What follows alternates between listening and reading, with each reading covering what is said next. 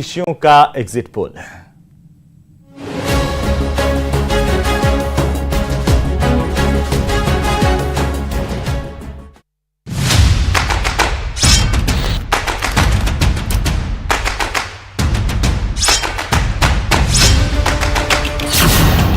देश की 5 बड़ी ज्योतिषाचार्य।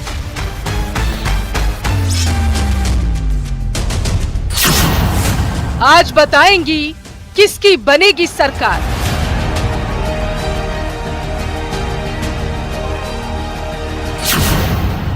ज्योतिषियों का एग्जिट पोल। मतगणना से पहले सबसे बड़ी भविष्यवाणी।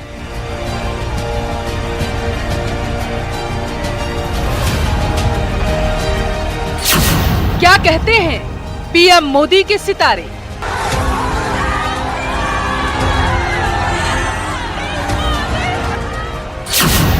क्या कहती है राहुल और अखिलेश की किस्मत।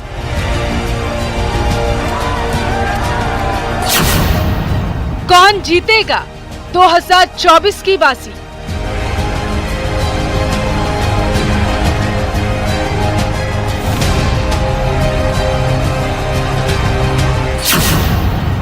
सितारों की चाल किसको दिलाएगी ताज।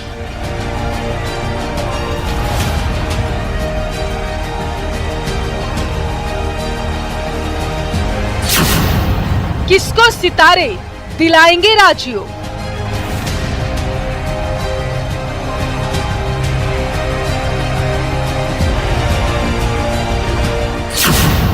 हर सवाल का जवाब देंगी 5 ज्योतिषाचार्य।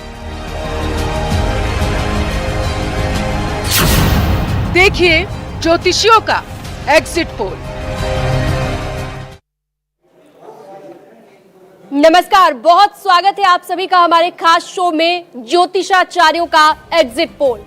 राजनीति यानी कि एक ऐसी नीति बनाना जिसके जरिए आप किसी एक पद पर राज कर सके। लेकिन आज के दौर में सिर्फ नीति बनाने से काम नहीं चलता, आपकी कुंडली में वो राजयोग होना भी जरूरी होता है। और वही राजयोग इस बार दिखाई दे रहा है प्रधानमंत्री नरेंद्र मोदी की कुंडली में, क्योंकि देश भर के अलग अलग एजेंसियों के जो एग्जिट पोल हैं वो दिखा रहे हैं कि एक बार फिर से मोदी सरकार यानी कि एनडीए की सरकार बनने जा रही है। लेकिन क्या एक बार फिर से प्रधानमंत्री नरेंद्र मोदी हैट्रिक लगाएंगे, जानेंगे हम। हमारे साथ देश की 5 बड़ी ज्योतिषाचार्य मौजूद हैं जिनसे हम चर्चा करेंगे, बातचीत करेंगे और अन्य नेताओं के सितारों के बारे में भी जानेंगे कि इस बार के परिणाम 2024 लोकसभा चुनाव के परिणाम उनके लिए कैसे रहेंगे। चलिए तो इंट्रोड्यूस करवा देती हूँ। सबसे पहले मैं, हमारे साथ 5 ज्योतिषाचार्य इस वक्त न्यूज रूम में मौजूद हैं। सबसे पहले पूजा भाटिया जी, बहुत स्वागत है आपका न्यूज 18 पर। वाने आर्या जी हमारे साथ मौजूद हैं। वाने जी स्वागत है न्यूज 18 पर। मनीजा आहूजा जी, आपका भी स्वागत है न्यूज 18 पर। रूपा बुद्धिराजा जी हमारे साथ मौजूद हैं और पारुल चौधरी जी भी हमारे साथ ज्योतिषाचार्य मौजूद हैं। तो चर्चा हम करेंगे विस्तार से, लेकिन सबसे पहला सवाल मेरा पूजा भाटिया जी से रहेगा। पूजा जी, पूरे देश के एग्जिट पोल, जितनी भी एजेंसीज हैं, सारे एग्जिट पोल यही कह रहे हैं कि एक बार फिर से एनडीए की सरकार बनने जा रही है।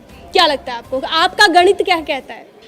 जी देखिए, अगर हम ज्योतिष के पॉइंट ऑफ व्यू से देखें और प्रधानमंत्री नरेंद्र मोदी की कुंडली की यदि हम बात करें तो प्रधानमंत्री श्री नरेंद्र मोदी जी की कुंडली के ग्रह नक्षत्र तो बहुत ही स्ट्रॉन्ग बता रहे हैं। अगर मैं देखूं तो उनकी जो वृश्चिक लगन की कुंडली है और वृश्चिक ही उनकी राशि भी है, और चंद्र मंगल योग जो लगन में बन रहा है बहुत ही स्ट्रॉन्ग योग बन रहा है। और अभी करंट में मंगल की ही महादशा उनकी चल रही है। मंगल में शनि का प्रत्यंतर चल रहा है, और शनि की यदि मैं बात करूं तो देखिए शनि जो है मासिस का कारक होता है, सत्ता का भी कारक होता है, और उनके दशम भाव में शुक्र के साथ विराजमान है। और अगर मैं गुरु की बात करूं तो चौथे भाव में गुरु का अपने आप में होना उन्हें मासेस में बहुत लोकप्रिय बना रहा है। तो डेफिनेटली उनके ग्रह नक्षत्र तो काफ़ी पॉजिटिव हैं। और अगर मैं अभी करंट ट्रांजिट ऑफ प्लैनेट्स की भी बात करती हूँ तो ट्रांजिट में भी जो गुरु देव हैं वो चंद्रमा से गज केसरी योग बना रहे हैं, और साथ ही शनिदेव जो है चंद्र कुंडली से चौथे भाव में आ रहे हैं जो उनके 10वें भाव को देख रहे हैं। तो डेफिनेटली ग्रह नक्षत्र तो बहुत पॉजिटिव है। एनडीए की लहर, मोदी लहर डेफिनेटली है ही, सिर्फ देश भर में ही नहीं दुनिया भर में मोदी मैजिक का डंका बज ही रहा है। और इस बार यदि यदि हम सीटों की भी बात करें तो बीजेपी अगर मैं बोलती हूँ तो 320 प्लस लेकर आ सकती है, और एनडीए की ओवरऑल अगर मैं बात करूँ तो 350 से 380 की रेंज मुझे लगती है कि इनकी इतनी सीटें आएंगी ही आएंगी। मोदी मैजिक की आपने बात की और अगला सवाल मेरा यही है वानिया जी से। वानिया जी, हमने देखा 2014 में मोदी मैजिक चला, बम्पर जीत हुई, 2019 में वो मैजिक बरकरार रहा। क्या वजह है ऐसा, कौन सा योग है ऐसा पीएम मोदी की कुंडली में कि ये मैजिक इस बार भी बरकरार है और ये बढ़ता ही जा रहा है लोगों में? धन्यवाद शीनम जी, बहुत सुंदर प्रश्न आपने पूछा। अगर हम मोदी जी की कुंडली की बात करते हैं तो उनकी कुंडली की जो डेट ऑफ बर्थ है वो है 17 सितंबर 1950। अगर हम मूला अंक की बात करते हैं तो मोदी जी का जो मूला अंक है वो 8 है, जो उनका भाग्य अंक है वो 5 है, जो कुआं नंबर एक इंसान का लक फैक्टर होता है वो भी उनका 5 है। अगर मैं इस साल की बात करती हूँ तो ये शनि का साल है, शनि का नंबर है 8 नंबर। आपने पास्ट में भी अचीवमेंट्स देखी होंगी, मोदी जी की जितनी भी पास्ट अचीवमेंट्स हैं सबका नंबर 8 है। इवन इनफैक्ट उनकी स्ट्रीट का रोड भी जो है वो भी नंबर 8 है। अगर मैं उनके डेट और मंथ को ऐड करती हूँ वो भी कहीं ना कहीं 8 पर आते हैं। पर्सनल ईयर की अगर हम बात करते हैं तो वो ईयर पर्सनल ईयर 7 पर आता है। तो आप देखिए कि 8 का इन्फ्लुएंस कितना ज्यादा उनकी लाइफ में है। अब मैं आती हूँ उनकी अंतरदशा और महादशा पर। उनकी महादशा इस टाइम मंगल की है, मंगल में शनि चल रहा है, तो यहाँ भी वंस अगेन शनि उनके लिए बहुत सपोर्टिव है और ये साल भी शनि का है, सैटर्न का साल है, तो कहीं ना कहीं उन्हें 8 नंबर की सपोर्ट हमेशा से जो है वो मिलती आई है और आगे भी ये सपोर्ट जो है उनको मिलती रहेगी। वृश्चिक लगन की कुंडली है, वृश्चिक उनकी राशि है, बुध आदित्य योग उनकी कुंडली में बन रहा है, स्वराशि का मंगल है, रोचक नामक पंच महापुरुष योग भी जो है ये बना रहा है। ओवरऑल अगर आप देखें कि इनकी कुंडली में जो है इतना ज्यादा इन्फ्लुएंस है मंगल का, उनकी मेहनत का। आपने पास्ट अचीवमेंट्स देखे, आज इंडिया जो है विश्व गुरु बन चुका है या बनने जा रहा है। आप फॉरेन में देखिए, जो भी आप कितना हमारा जो रिस्पेक्ट है, जो मोदी जी के विजन है, जो मिशन है, जो वो दूसरों के लिए एक इंस्पिरेशन है। आप सेमीकंडक्टर इंडस्ट्री उठाइए, आप आईटी इंडस्ट्री उठाइए, world is moving towards digitalisation, हर चीज डिजिटल होती जा रही है। तो हर जगह मोदी मैजिक जो है, अभी उन्होंने साधना भी की। तो ओवरऑल कौन सा ऐसा एरिया है जिसमें आपने ग्रोथ नहीं देखी, जिसमें आपने प्रोग्रेस नहीं देखी? जो उनकी नीतियां हैं, जो उनकी विजन है, जो वो मेहनत करते हैं। बस मैं उनके लिए ये बोलना चाहूंगी कि उनको अपनी हेल्थ का, स्वास्थ्य का आने वाले टाइम में थोड़ा सा ध्यान रखना चाहिए। बट ओवरऑल जो है उनका करियर ग्राफ जो है, ये विजन उन्होंने 2027 तक के लिए नहीं, जबकि आने वाले 20 साल के लिए दिया था, 47 तक दिया है। खाली ये वो जो अभी ये जो प्रिपरेशन कर रहे हैं ये 2028 तक के लिए नहीं है। तो उनकी जो बहुत विजन बहुत दूर की है, मासेस को लेके चलना, शनि, तो इस तरह से वो काफी ज्यादा लाइफ में आगे जाए। ठीक है वानिया जी, अब अगला सवाल मेरा रखेगा मनीषा आहूजा जी से। मनीषा जी, जरूरी होता है कि आपकी कुंडली में ऐसे ग्रह भी हो जो आपके विरोधियों के साथ लड़े। एक तो होता है राजयोग, लेकिन पीएम मोदी की कुंडली में ऐसे कौन से ग्रह हैं कि विरोधियों में भी कोई दूर दूर तक टक्कर में नहीं नजर आता, कोई मुकाबले में नजर नहीं आता? देखिए, ये वृश्चिक लग्न की कुंडली है और लग्न में मंगल है। बात सिर्फ ये नहीं है, इस मंगल यानी कि लग्नेश की युति जो है वो नवमेश चंद्रमा के साथ है। ये एक बहुत ही सीरियस कैरेक्टर को जन्म देता है। एक ऐसा व्यक्ति जो बिल्कुल कर्म आरूढ़ है, जो कर्म करने से रुकेगा नहीं। और कुछ ऐसे योग हैं जैसे कि पंचमेश बृहस्पति का और नवमेश चंद्रमा का एक दूसरे से केंद्र में आना। ऐसे व्यक्ति से जितने भी उनके विरोधी हैं या जो भी वो प्रतिस्पर्धा करेंगे उसमें जीत उनकी होगी। अब अगर आप आजकल देखें, जब ये रिजल्ट्स आने वाले हैं, तो मंगल का गोचर अभी ही मेष राशि में हुआ है, जो कि वृश्चिक लग्न की कुंडली में छठा भाव है। अब प्रतिद्वंदी तो यहाँ बहुत बुरी तरह से हारने वाले हैं। दूसरा जो पॉइंट है वो ये है कि गोचर में बृहस्पति, शुक्र और सूर्य, ये तीनों ग्रह इस समय दशम से दशम यानी कि सप्तम स्थान में बैठे हैं। तो जीत तो बहुत ही खूबसूरत होने वाली है पीएम मोदी की, ये आप जान लीजिए। चलिए, अब राहुल गांधी की हम बात करने वाले हैं, क्योंकि विरोधियों की बात हुई तो अब ऐसे में राहुल गांधी से बड़ा विरोधी कौन है? राहुल गांधी की अगर हम बात करें, रूपा जी से अगला प्रश्न मेरा रखेगा। आपको क्या लगता है कि राहुल गांधी पहले के मुकाबले कुछ बेहतर हो पाए हैं? उनके लिए क्या कहता है आपका गणित? क्या कहता है ज्योतिषाचार्य का एग्जिट पोल?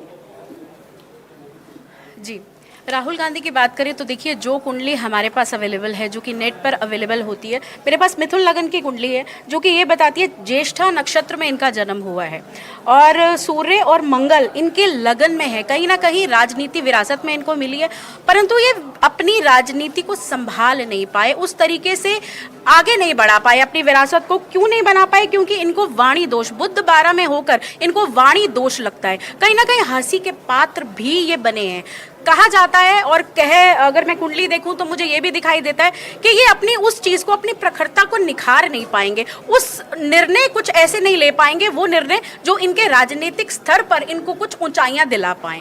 लेकिन अगर मैं 2024 अभी इनके चुनावों की बात करूं, जो इनका मुझे गणना दिखाई देती है, तो निश्चित ही ये अपने आप को उभारने का काम करेंगे, कहीं ना कहीं अपनी एक इमेज को निखारने का काम करेंगे।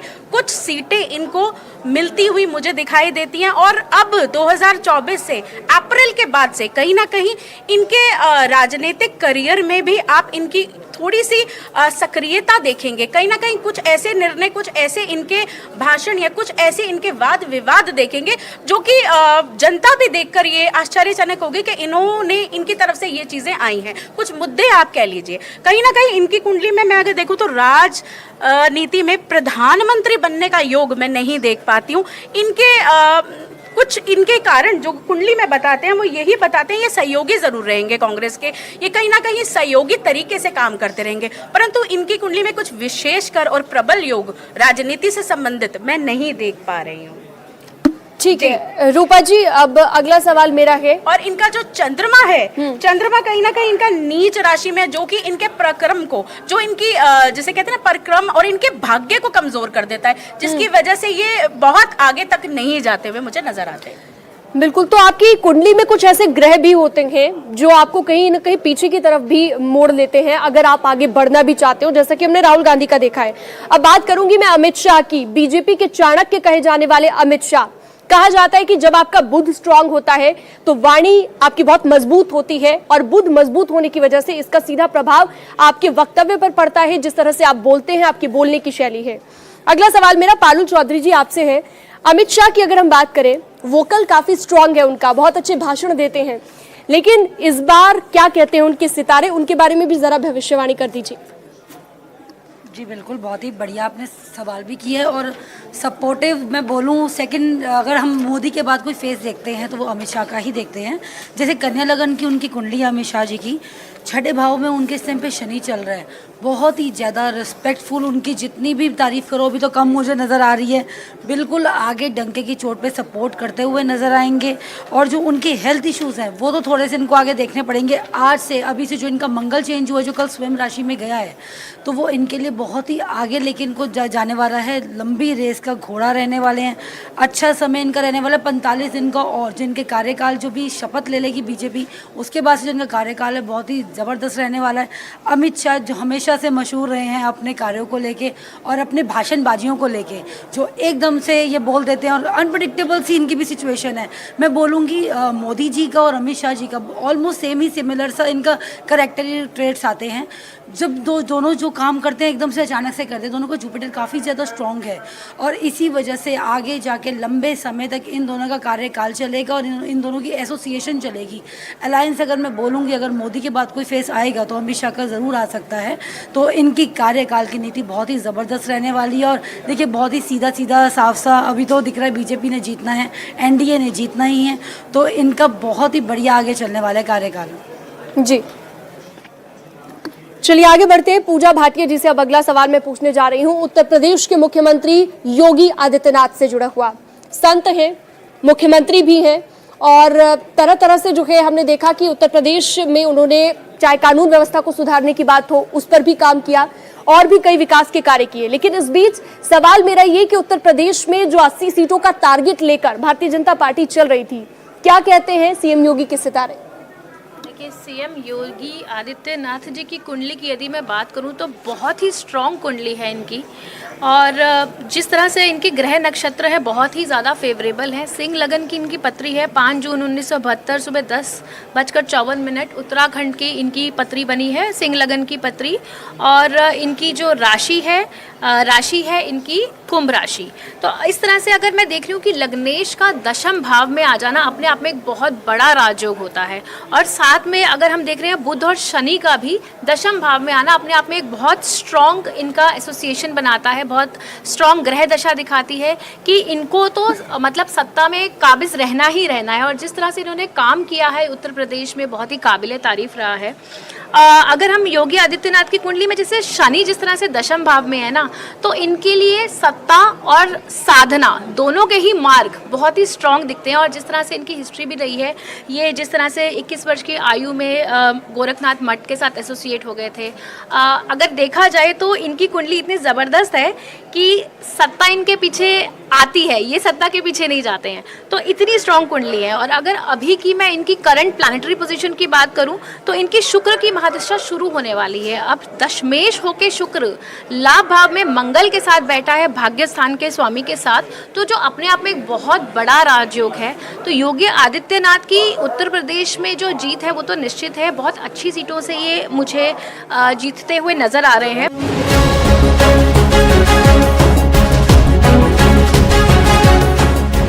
देश की तमाम एजेंसियां बता रही हैं कि एक बार फिर से एनडीए की सरकार बनने जा रही है, लेकिन ज्योतिषाचार्य क्या कहते हैं वो हम आपको बताएंगे।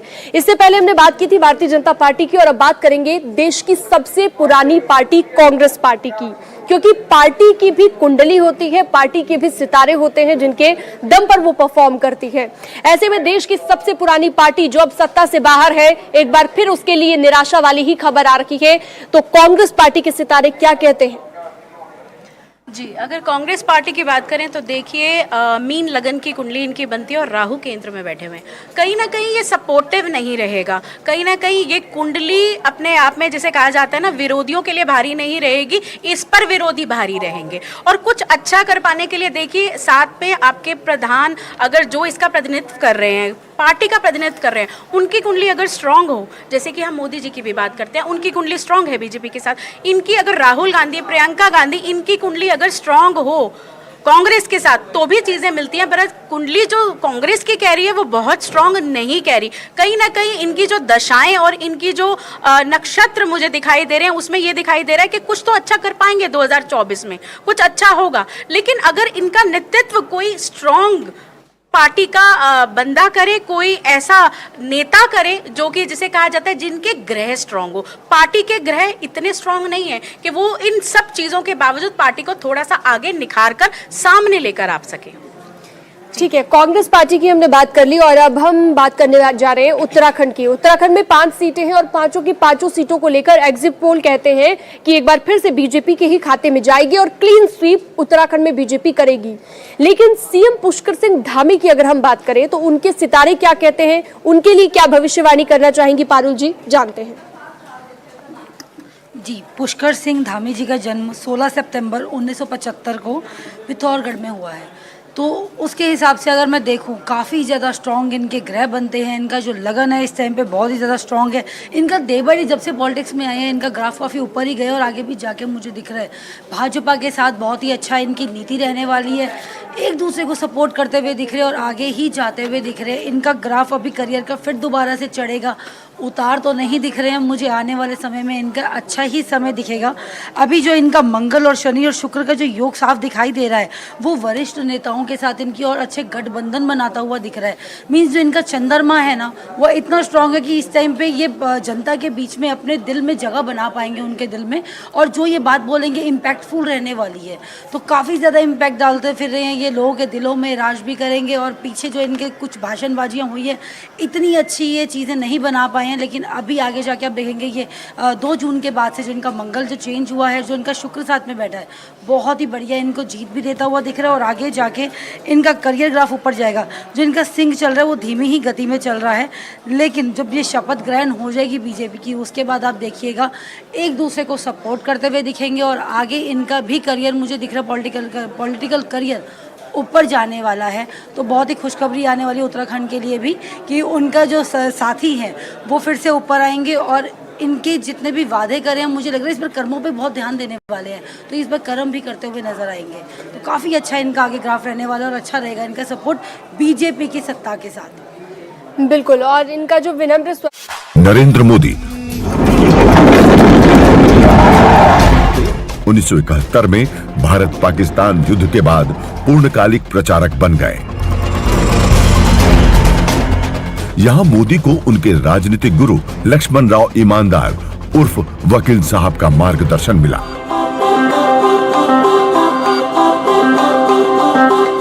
प्रखर तर्क शक्ति, तीक्ष्ण बौद्धिक क्षमता और सम्यक सांगठनिक कौशल के धनी नरेंद्र आरएसएस में गहरी पैठ बनाते चले गए।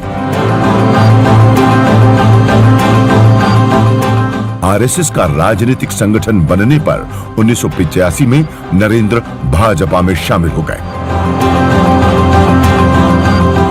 अहमदाबाद नगर निकाय चुनाव में पहली जीत में नरेंद्र मोदी का अहम योगदान माना गया। कम ही लोग जानते हैं कि लाल कृष्ण आडवाणी की जिस रथ यात्रा ने भारत में हिंदू पुनर्जागरण की आधारशिला रखी, उसके संयोजक सूत्रधार नरेंद्र मोदी ही थे।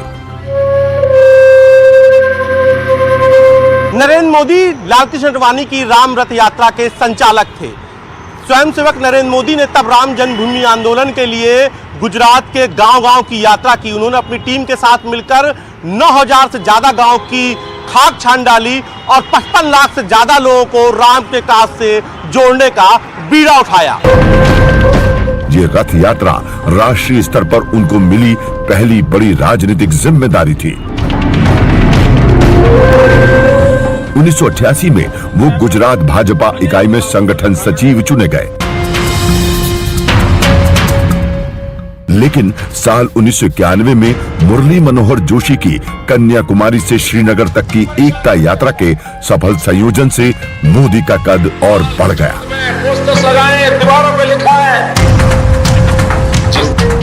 बीजेपी की 1995 में गुजरात विधानसभा चुनाव में जीत के पीछे मोदी की चुनावी रणनीति की अहम भूमिका रही, जिसके बाद उन्हें कई बड़ी जिम्मेदारियां मिली। उन्होंने उन जिम्मेदारियों का बखूबी निर्वहन किया। 1998 के चुनाव में बीजेपी ने गुजरात विधानसभा में बड़ी जीत दर्ज की। 4 मार्च 1998 को केशुभाई पटेल दूसरी बार प्रदेश के सीएम बने। केशुभाई के कार्यकाल के दौरान गुजरात में भूकंप और सूखे ने भयंकर तबाही मचाई थी। लाल कृष्ण आडवाणी केशुभाई को नाराज कर अनुभवहीन मोदी को मुख्यमंत्री बनाए जाने के पक्ष में नहीं थे। लेकिन मोदी ने उप मुख्यमंत्री बनने से इनकार करते हुए अटल और आडवाणी को बता दिया कि उन्हें पूरी जिम्मेदारी दी जाए या अलग ही रखा जाए।